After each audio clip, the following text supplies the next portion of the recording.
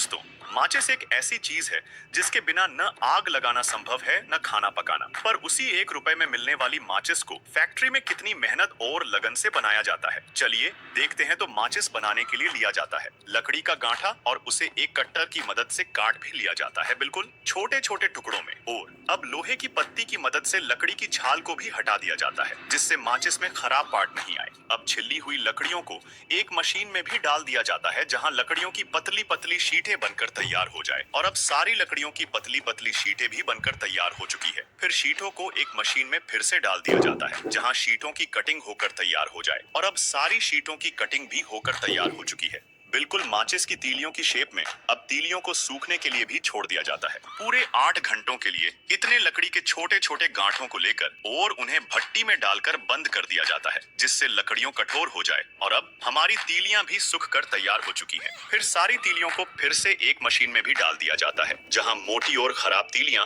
अलग हो जाएं और सही तीलियां भी अलग हो जाएं। और अब हमारी सारी तीलियों की छनाई भी होकर तैयार हो चुकी है। फिर साथ ही में इनको एक रोलर मशीन में भी डाल दिया जाता है जहां तीलियां ताकतवर हो यानी ठोस हो, जिससे तीलियां आसानी से न टूटे। अब कन्वेयर बेल्ट की मदद से इनको आगे भेजा जाता है एक मशीन में जहां टूटी एवं खराब तीलियां अलग हो जाएं। अब सारी तीलियों को एक चादर पे भी उल्टा जमा लिया जाता है। फिर सारी तीलियों को एक केमिकल में भी डुबो दिया जाता है जिससे तीलियां ज्यादा आग पकड़ सके। अब तीलियों के ऊपर उनके वैक्स को भी लगा दिया जाता है जिससे माचिस बनकर तैयार हो जाए। अब तीलियों को एक रोलर पे भी घुमाया जाता है जहां तीलियां ठंडी होकर तैयार हो जाएं। अब बारी आती है पैकिंग की। तो पैकिंग करने के लिए लिए जाते हैं माचिस के पैकेट और उन्हें मशीन पे भी जमा लिया जाता है। फिर तीलियों को भी इसी मशीन पे डालकर पैक कर दिया जाता है। और अब हमारी माचिस भी बनकर तैयार हो चुकी है। वीडियो अच्छी लगे तो लाइक करें और चैनल को सब्सक्राइब जरूर